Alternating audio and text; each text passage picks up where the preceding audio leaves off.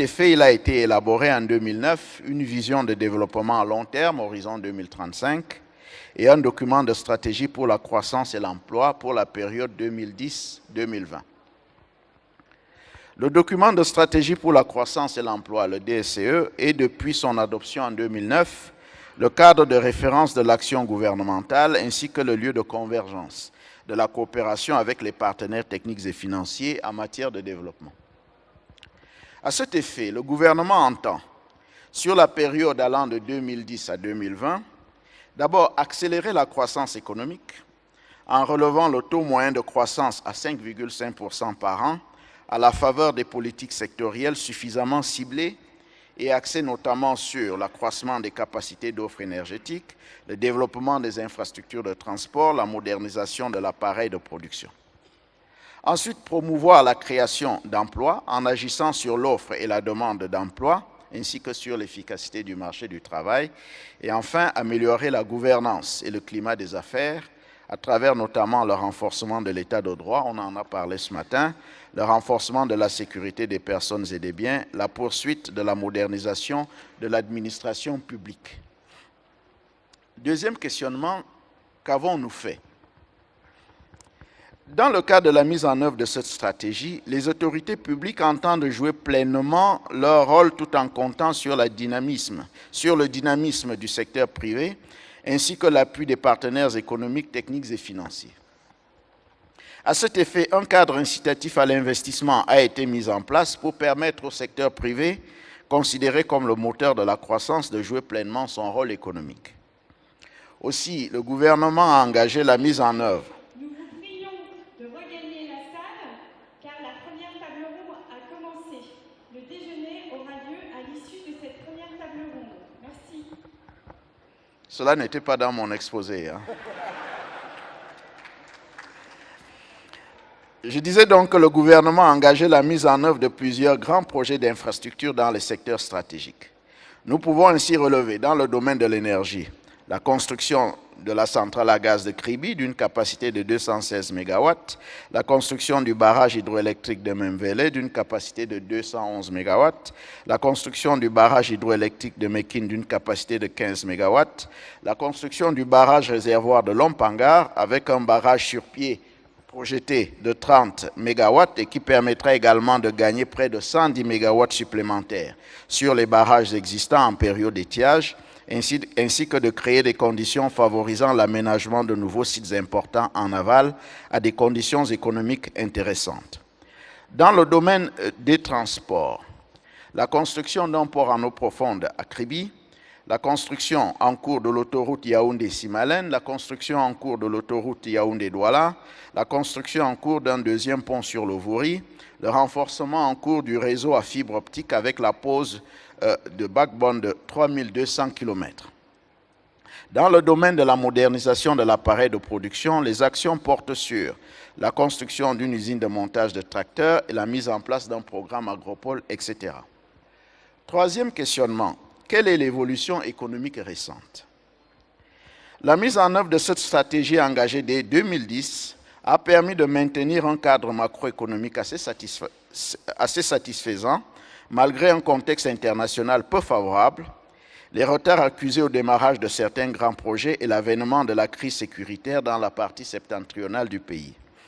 En effet, au regard des performances enregistrées au cours des premières années de mise en œuvre de cette stratégie, il ressort que l'économie camerounaise est restée résiliente et connaît un relèvement substantiel de son taux de croissance qui est passé de 1,9% en 2009 à près de 6% en 2015. Sur l'ensemble de la période, c'est-à-dire de 2010 à 2015, la croissance moyenne est de 4,9%. Aussi, les dynamiques sectorielles se sont davantage consolidées avec une part de plus en plus importante du secteur secondaire. L'inflation a été contenue en dessous de 3%. Concernant les finances publiques, la part de l'investissement dans le budget de l'État s'est considérablement améliorée, passant de 21,6% en 2009 à 36% en 2016. S'agissant maintenant des échanges avec l'extérieur, On note une dégradation du solde extérieur résultant principalement de la hausse des importations des biens d'équipement nécessaires dans le cadre de la mise en œuvre des grands projets structurants. Enfin, dans le secteur monétaire et financier, on observe une augmentation des crédits à l'économie et la mise en place de nouvelles banques spécialisées. Quatrième questionnement, quels sont les enjeux actuels?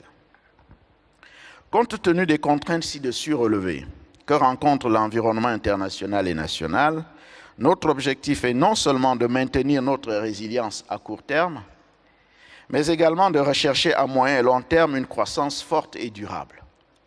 À cet effet, les principaux enjeux identifiés portent sur la maîtrise des coûts de facteurs, qui sont encore relativement élevés, le relais de l'investissement public par l'investissement privé, la réussite de l'entrée de l'économie camerounaise au démantèlement des barrières douanières avec l'Union européenne, la réduction de la dépendance aux matières premières et du pétrole singulièrement, et enfin, le développement de notre tissu manufacturier et industriel. Cinquième questionnement, quels sont les principaux défis? Au nombre des défis spécifiques, nous pouvons citer la poursuite des investissements visant à la résorption du déficit énergétique, l'amélioration des infrastructures de transport, de télécommunications, etc., qui sont autant de blocages à la dynamisation de l'investissement privé. Nous voulons attirer davantage des investissements directs étrangers, réaliser de nombreuses infrastructures en mode partenariat public-privé dans une perspective de soutenabilité des engagements financiers de l'État, tirer davantage profit des opportunités qu'offre l'ouverture des marchés dans le cadre des accords de partenariat économique, accompagner et assurer la mise à niveau des entreprises exposées à ces APE, réaliser plus de transformation des produits locaux pour une meilleure valorisation des exportations, promouvoir une plus grande diversification de notre économie et un meilleur positionnement dans la chaîne des valeurs mondiales et enfin, identifier et conquérir de nouveaux marchés. Dernier questionnement, quelles sont les perspectives? Nous ambitionnons des taux de croissance moyens de 6% entre 2016 et 2018. Avec la baisse des prix des carburants, les pressions inflationnistes observées sur les prix des produits alimentaires à partir du deuxième semestre 2015 sont en train de s'estomper en 2016. Le taux d'inflation en 2016 pourrait dès lors se situer en deçà de 3%. La survenance des chocs sécuritaires et économiques ainsi que les évolutions contracycliques de certains de nos principaux partenaires charrient en général des risques économiques ou financiers. Si ces risques paraissent modérés et gérables à ce jour, il n'en demeure pas moins que nous nous évertions à trouver des voies à même de nous permettre de maintenir au moins notre résilience au cours des prochaines années. Ainsi, des réflexions sont en cours dans mon département ministériel pour saisir l'opportunité que nous offre la baisse des cours du pétrole pour restructurer le mécanisme des subventions. Identiquement, nous privilégierons dorénavant dans notre portefeuille de projets ceux qui sont de nature à accélérer la croissance. Il s'agit en particulier des projets permettant d'accroître les recettes non pétrolières et d'orienter les ressources vers les dépenses prioritaires notamment. De même, des efforts de réforme structurelle entreprises dans le cadre de la mise en œuvre du DSE vont se poursuivre pour que le marché devienne le principal creuset de création des richesses. Au rang des domaines concernés, on peut citer les finances publiques, l'accès à la terre, le secteur minier, les transports, les TIC, le secteur de l'énergie, la santé et l'éducation et la protection sociale. C'est dire, mesdames, messieurs, que nous travaillons actuellement sur certaines mesures de rattrapage qui sont de nature à optimiser notre croissance au cours des prochaines années. De façon plus générale, nous nous évertions à trouver de bons stimulants économiques avec le secteur privé, une bonne régulation des marchés, un niveau d'intervention publique adéquat, une intensité de la concurrence qui stimule l'initiative. Bref, nous sommes en train de réexaminer l'ensemble des facteurs institutionnels et politiques qui font de l'activité économique, qui la facilitent ou au contraire, qui la brident. Je vous remercie. Merci, Monsieur le Ministre, pour cet exposé introductif qui fait le point de façon holistique du problème qui est le nôtre en ce début d'après-midi. Vous avez évoqué 6 questions et apporté un certain nombre de réponses qui ont clarifié, je pense, la vision que les uns et les autres avaient des différents enjeux économiques du moment. Je voudrais peut-être passer la parole au directeur général de l'économie, le professeur Isaac Tamba, pour peut-être mettre l'accent sur le plan d'urgence qui a été lancé il n'y a pas longtemps par le chef de l'État, peut-être pour préciser un peu les enjeux et aller dans le fond de certains gaps qu'il fallait rattraper. Monsieur le directeur général. Oui, merci, monsieur le modérateur. S'agissant du plan d'urgence, on va vous le présenter sur un certain nombre d'enchaînements. On va commencer par le contexte. Le contexte du plan d'urgence vient de vous être brossé par monsieur le ministre de l'économie.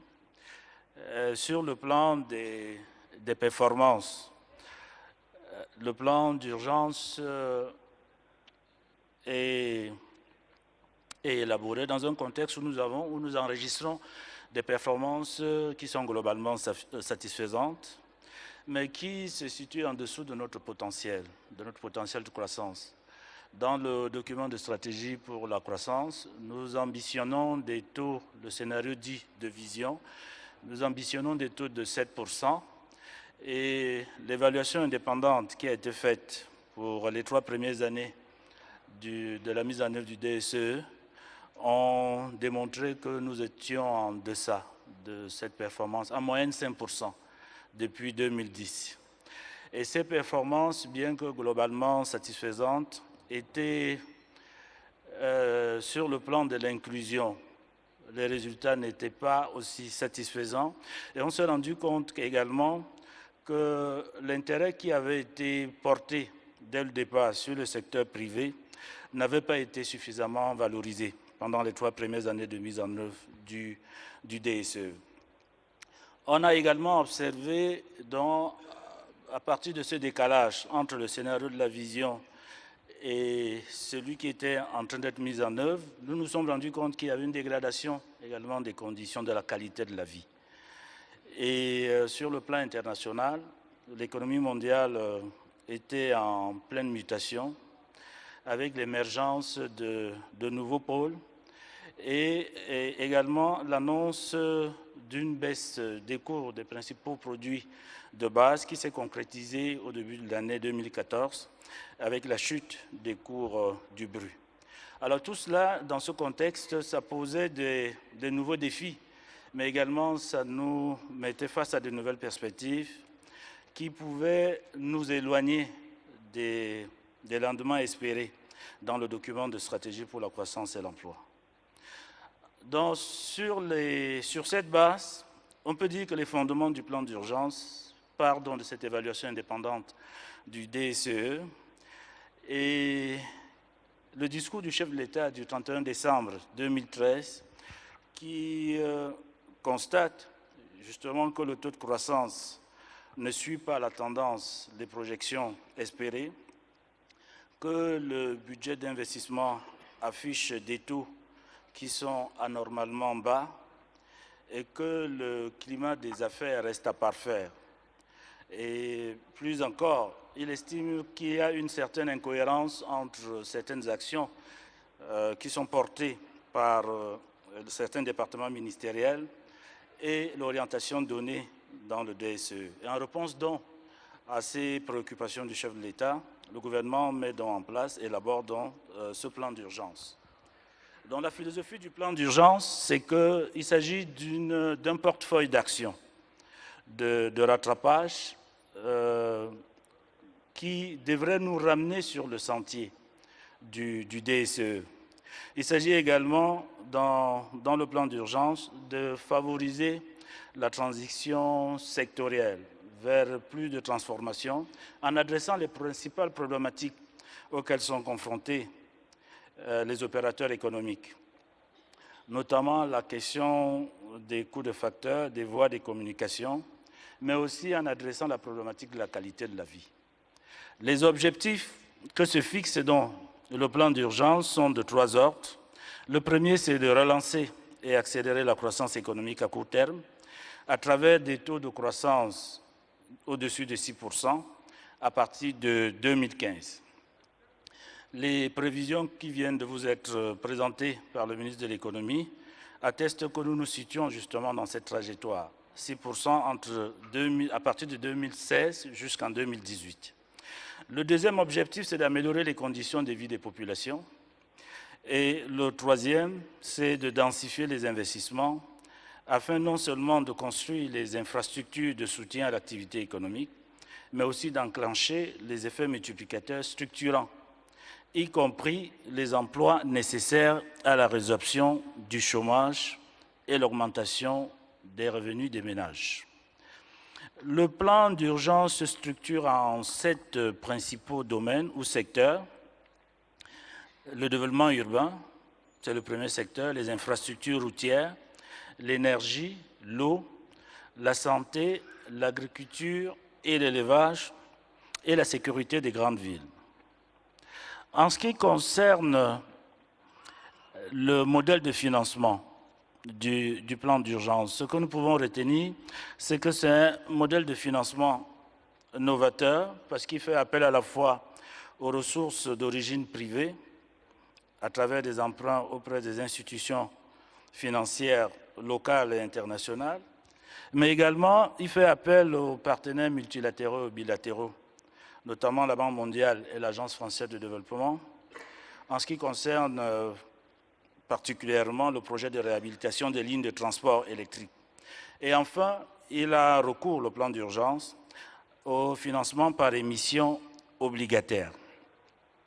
L'enveloppe globale de mise en œuvre de ce plan est aujourd'hui estimée à 1083 milliards. En ce qui concerne l'état d'avancement, ce que nous pouvons dire, c'est qu'après les premières différentes phases de procédure administrative et de contractualisation qui ont été réalisées au courant du premier semestre 2015, la mise en œuvre du plan d'urgence est effective depuis le second semestre 2015.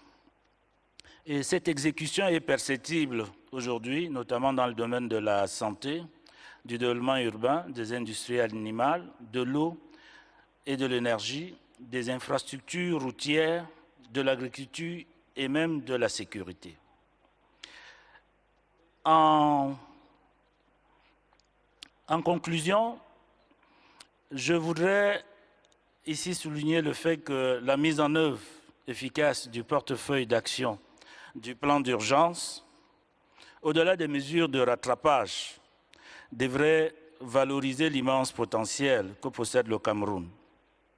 Prenant donc appui sur le caractère non renouvelable des produits de base et en dépit des rentes qu'ils procurent, la création de la valeur ajoutée contribuerait à réduire l'exposition de notre économie aux risques divers, et notamment les risques que nous avons connus ces derniers temps, les risques dus à la fluctuation des cours du pétrole.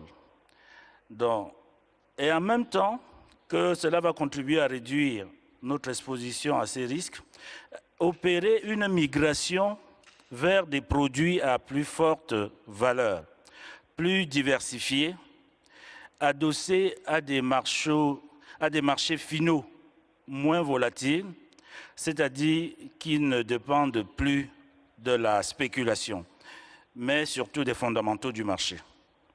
Et c'est la raison pour laquelle la promotion d'une transformation économique structurelle fondée sur les produits de base s'avère donc comme un puissant accélérateur de la croissance à moyen terme. Une telle perspective qui nécessite une massification des investissements, tel qu'on le voit dans le plan d'urgence, et un appui systématique des autorités publiques, suppose donc l'établissement des liens féconds pour ces produits de base, notamment agricoles, tant en amont qu'en aval. Et c'est là l'une des possibilités que nous avons aujourd'hui de demeurer dans les chaînes des valeurs mondiales au cours des prochaines années. Je vous remercie. Merci. Merci, Monsieur le Directeur général. Le ministre de l'Économie l'a dit, nous projetons un taux de croissance de 6% entre 2016 et 2018, un peu en dessous de ce qui est prévu dans le scénario d'un taux de croissance du PIB réel non pétrolier et plus en dessous encore dans ce qui est prévu dans le taux de croissance tout court. Parce que dans le taux de croissance, la vision DCE, on est à 7,3%. Le chef d'État l'a dit, nous avons besoin des partenaires internationaux pour nous accompagner dans cette stratégie de croissance. Et au premier rang desquels, on a le FMI, par exemple. Et sur ce plateau, nous avons la chance d'avoir M. Kalonji, qui est le représentant résident du FMI pour le Cameroun. Alors, M. Kalonji, par rapport à cet espoir et à cet accompagnement que l'on pourrait attendre du FMI, comment est-ce que vous opéreriez pour faire en sorte que les objectifs de notre document de stratégie de l'emploi puissent atteindre ce qui avait été escompté dès le départ? M. Kalonji. Merci, Monsieur le modérateur.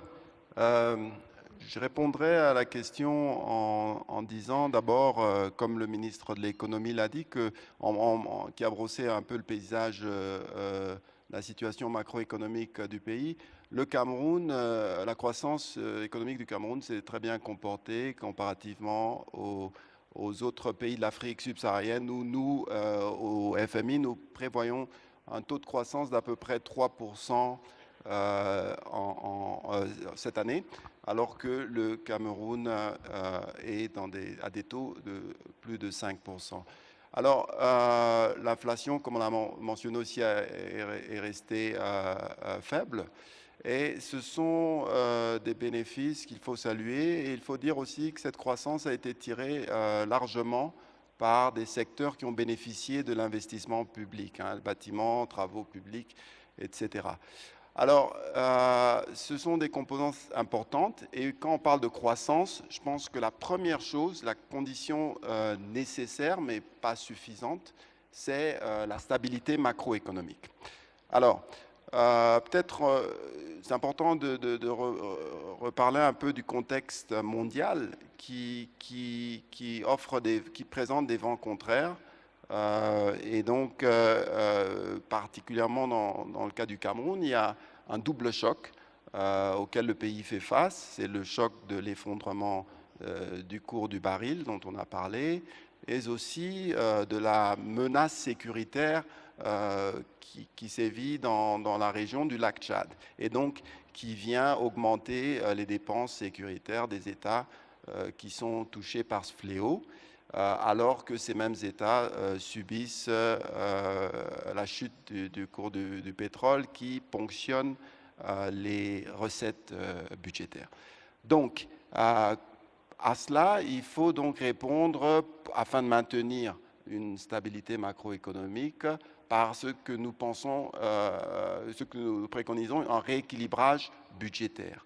Alors, le rééquilibrage budgétaire, il se fait sur deux volets. D'un côté, il s'agit de mobiliser plus de ressources intérieures et nous saluons la performance du Cameroun au niveau de la Direction générale des impôts qui a fait d'énormes efforts.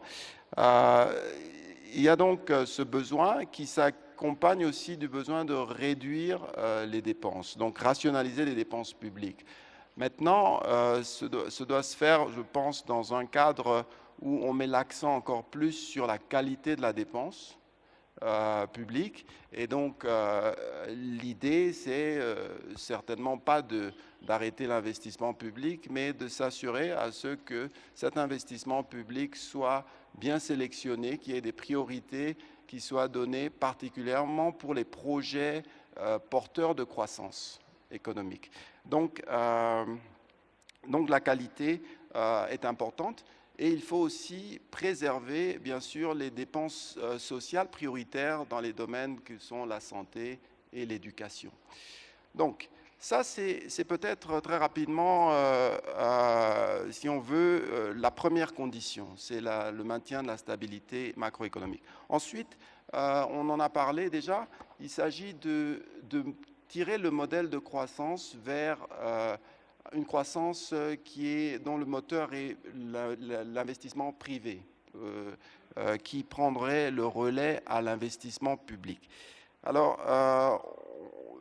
ça ne veut pas dire que l'investissement public disparaît, il est toujours important, notamment au niveau des infrastructures qui sont propices à à faire venir le secteur privé, mais il a ses limites car il est générateur d'endettement public. Et donc, pour bien sûr éviter un accroissement trop important de la dette, il faut donc passer plus à un investissement privé.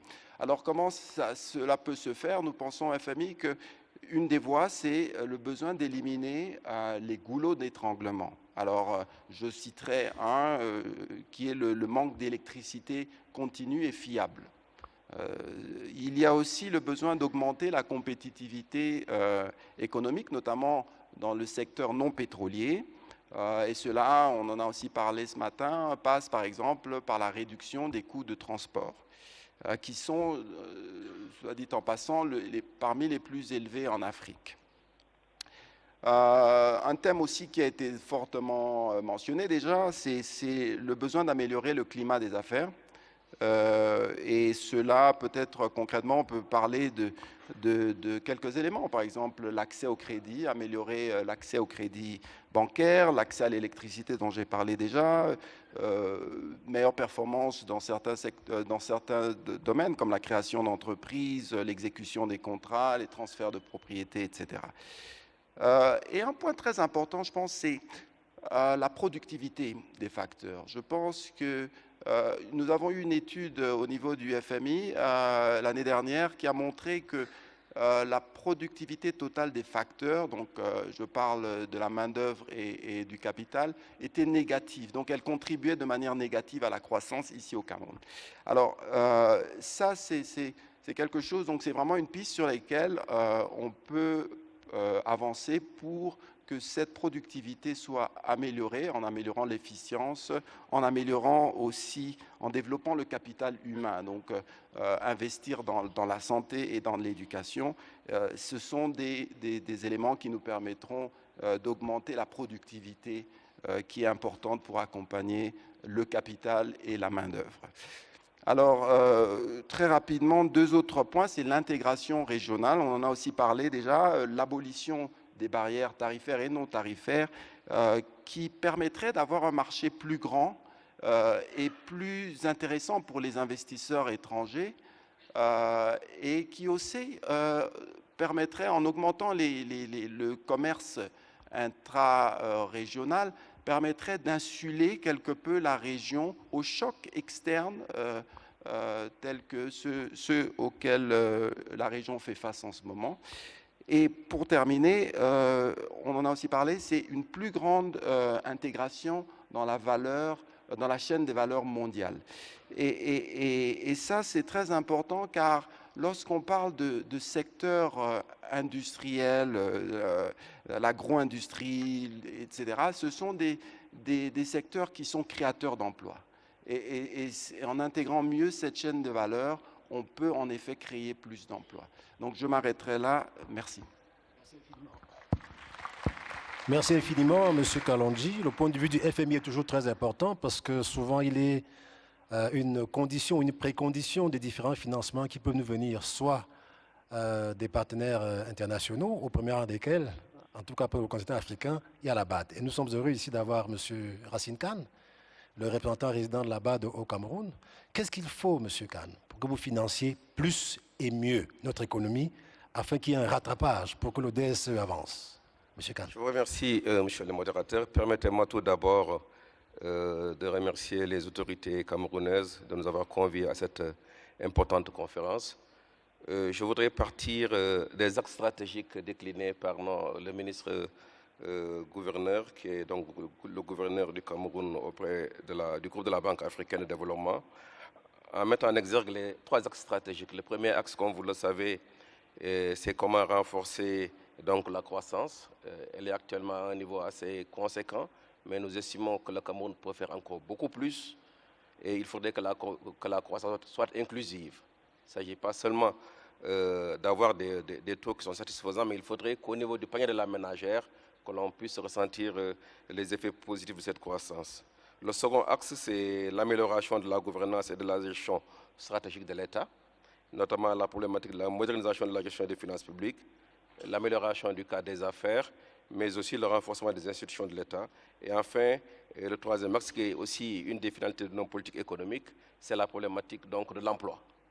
De ce point de vue, le groupe de la Banque africaine de développement s'appuie essentiellement sur deux piliers majeurs dans le cadre de son intervention au niveau du Cameroun pour la période 2015-2020. Je voudrais rappeler qu'en juillet 2015, les conseils d'administration du groupe de la Banque ont approuvé le document de stratégie pays, dont l'horizon coïncide avec donc, celui du document de stratégie pour la croissance et l'emploi. Et le premier axe, c'est comment renforcer les infrastructures pour une croissance inclusive et durable. Et le second axe, comment renforcer la gouvernance sectorielle pour l'efficacité et la pérennité des investissements. Je voudrais mettre l'accent sur trois défis majeurs. Le premier défi, qui est toujours là, c'est le gap infrastructurel au niveau du Cameroun. Quand je parle d'infrastructure, c'est les routes, c'est l'énergie, c'est l'assainissement, c'est l'eau, etc.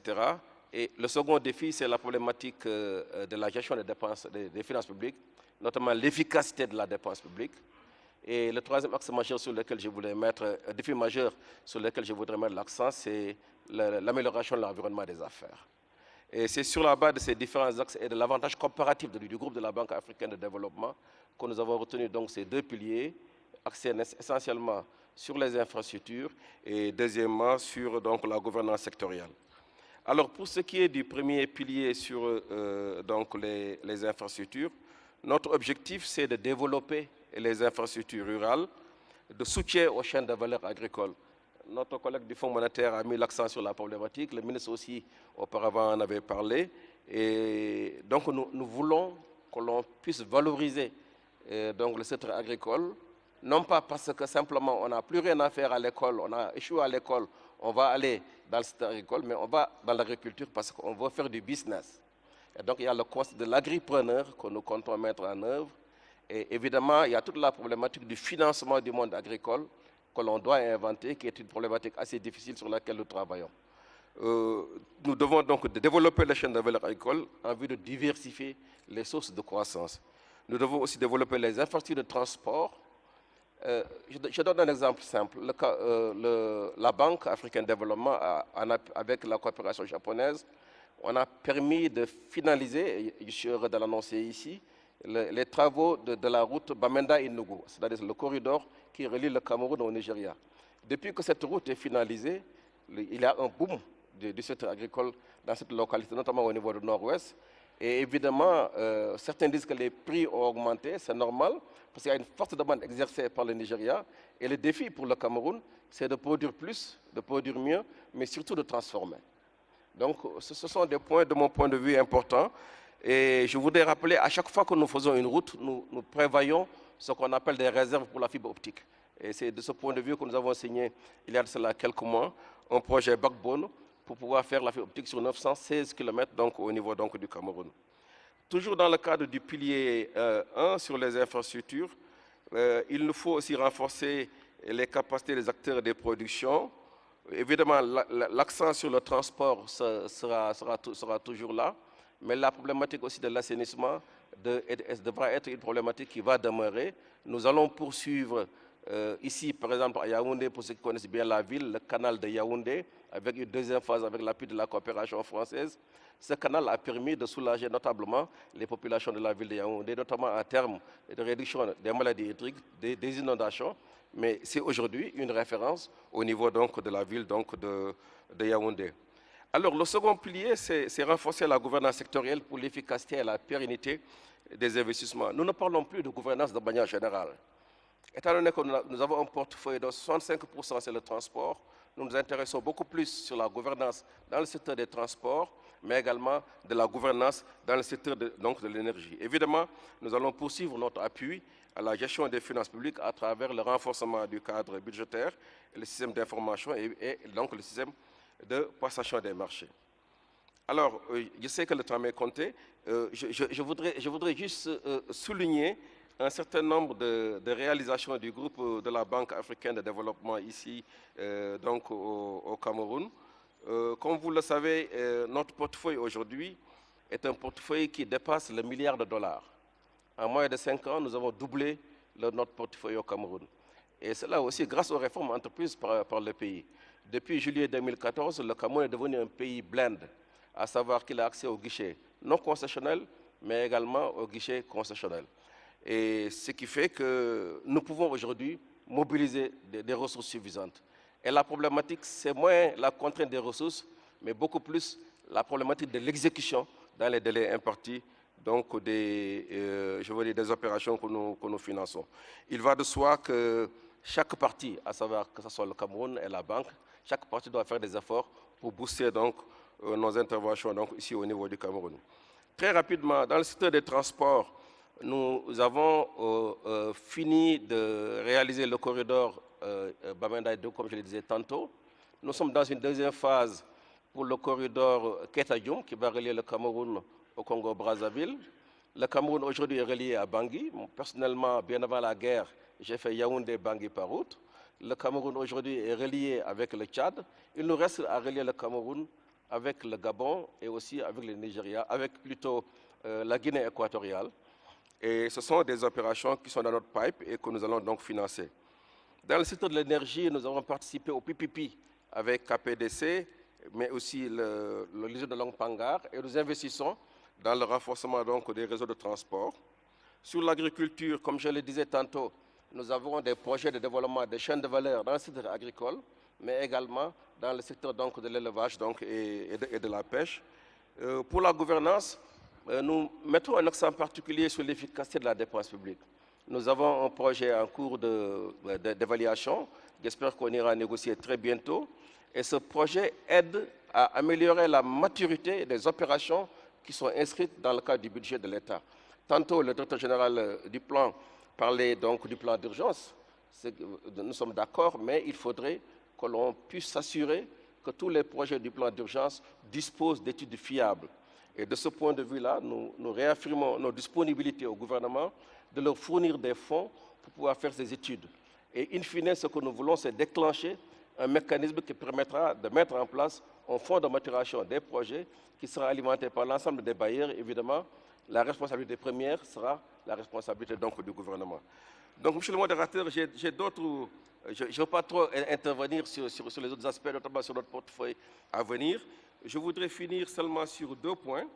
Le premier, c'est essentiellement les PPP.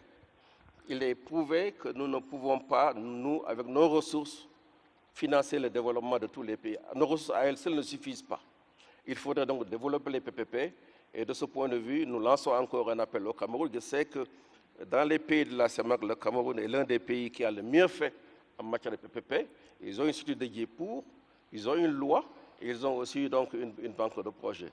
Et le dernier point sur lequel je voulais mettre l'accent, c'est réaffirmer la disponibilité du groupe de la banque à accompagner le Cameroun pour la mise en œuvre donc, du DSE. Je vous remercie.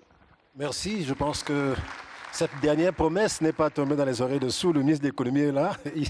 Et cette occasion nous sera certainement, l'occasion sera saisie. Je vais finir avec le gouverneur de la BEAC, la Banque des États de l'Afrique centrale, pour lui poser une question très simple.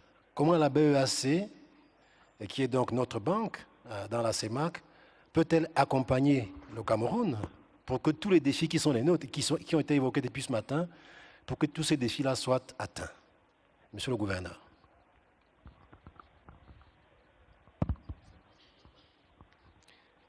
Merci, professeur. De par ma voix, la Banque des États de l'Afrique centrale est naturellement très honorée de pouvoir participer à cette grande conférence. C'est notre devoir d'appuyer les efforts des autorités camerounaises pour attirer les investisseurs, aussi bien nationaux qu'étrangers. Le Cameroun est véritablement une terre d'opportunité. C'est la première économie de la sous-région, qui est aussi l'économie la plus diversifiée. Force est de souligner que la crise actuelle impacte moins le Cameroun, et comme cela a été dit par le ministre, la croissance économique au Cameroun est plus élevée que la moyenne dans la sous-région, qui est autour de, nous envisageons 2% pour 2016, alors que le Cameroun est au-dessus de 5%. Ceci étant, je voudrais, par rapport au thème de référence, me focaliser sur 2 points pour que les investisseurs sachent qu'il y a avantage à venir investir au Cameroun. D'abord, le Cameroun bénéficie, de par son appartenance à la CEMAC, la Communauté économique et monétaire des pays de l'Afrique centrale, qui comprend 6 États, le Cameroun, la République centrafricaine, le Congo, le Gabon, la Guinée équatoriale, le Tchad. De par cette appartenance, le Cameroun bénéficie d'une stabilité monétaire. Je dirais même stabilité financière. D'abord parce que nous avons une monnaie stable qui, depuis plus de 40 ans, n'a connu qu'une seule dévaluation. Et puis, dans cette intégration, notre monnaie est arrimée à une monnaie internationale de référence que l'euro, ce qui permet à tout investisseur qui vient ici, d'autant plus que cet arrimement se fait par le biais d'un change fixe, de pouvoir, d'une part, transférer tous ses avoirs, ses bénéfices, sans trop de risques, mais aussi de pouvoir bénéficier des opportunités d'investir dans la zone franc, d'une manière globale. Qui dit la zone franc, dit l'UEMOA, dit la CEMAC, dit l'euro, l'Europe, la zone euro. Ensuite, au-delà de cette stabilité monétaire, l'investisseur qui vient au Cameroun va trouver un système financier assez stable et solide. Certes, aujourd'hui, notre marché financier est encore segmenté et qui ne produit pas encore les effets attendus, mais le système bancaire qui finance l'activité économique est assez solide. La crise des années, la fin des années 80 et début 90 est derrière nous. Nous avons créé un système unifié, système bancaire, avec un superviseur unique qui est la Commission bancaire de l'Afrique centrale. Et grâce aux textes réglementaires que nous prenons au sein de cet organe de la CEMAC, qui cherche à hisser nos textes au niveau des standards internationaux, notre système est solide et stable. Et aujourd'hui, je crois que la crise ou les faillites bancaires sont vraiment loin derrière nous. Depuis plus de 25 ans, nous n'avons pas connu de faillite bancaire en Afrique centrale. Et cela fait que,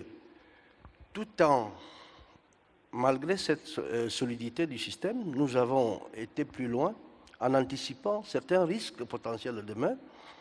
Et nous avons créé un fonds de garantie pour les déposants du système bancaire, qui dépasse aujourd'hui, les ressources dépassent plus de 150 milliards, au cas où il y aurait une éventualité de faillite, mais je ne l'espère pas.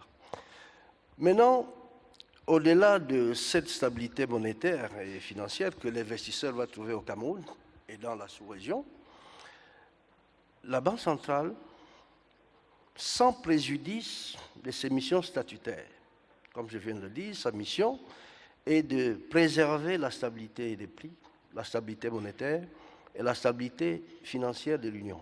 Sans préjudice de cela, apporte son soutien aux économies de la région et en particulier l'économie du Cameroun. Ce soutien se fait parce que nous avons connu des chocs depuis les années 2007-2008 avec la crise financière, récemment avec le choc relatif à la chute brutale des cours de matières premières, et notamment le pétrole, dont 5 pays sur 6 de la CEMAC sont producteurs et exportateurs nets, et surtout avec l'environnement sécuritaire fragile à nos frontières, la Banque centrale a trouvé des moyens, des actions pour appuyer les États dans leur objectif de l'émergence. Et cela se fait à travers notamment une politique monétaire accommodante. Nous avons baissé continuellement notre taux d'intérêt directeur, qui est passé depuis 2010 de plus de 5% à 2,45%. Cela a été fait parce qu'il y avait les chocs portaient préjudice aux performances macroéconomiques de la sous-région, et avec une relative maîtrise de notre inflation qui aujourd'hui se trouve pratiquement en dessous des 3% de la norme. Donc cela nous a permis de mener cette politique accommodante. Cette politique accommodante a permis au crédit bancaire, surtout les crédits à l'économie, d'augmenter de façon importante. Ensuite, l'une des actions phares que l'on peut aussi mettre en exergue ici pour accompagner la sous-région et dans le Cameroun, c'est le fait que nous ayons mis en place dans notre stratégie d'inciter le financement sur les marchés. Nous avons mis en place un marché de titres publics à souscription libre. Et ce marché, depuis 2013, les États et les entreprises ont déjà mobilisé plus de 1400 milliards. À cela s'ajoute l'appui que nous avons donné à notre Banque de développement des États de l'Afrique centrale, la BDAC, qui non seulement nous avons augmenté notre participation au capital, qui est passée de 6 à plus de 32%, mais nous avons contribué à augmenter son capital, qui était au départ de 400 milliards. Aujourd'hui, il se trouve au niveau de 1200 milliards. Et récemment, sur la base d'une convention, nous avons octroyé une ligne de crédit à cette institution de l'ordre de 400 milliards, avec une innovation. Non seulement ces ressources doivent financer les projets privés, mais aussi des projets publics. Donc c'est très important. La BAC, en même temps, a maintenu, face à la crise, de manière provisoire, les avances statutaires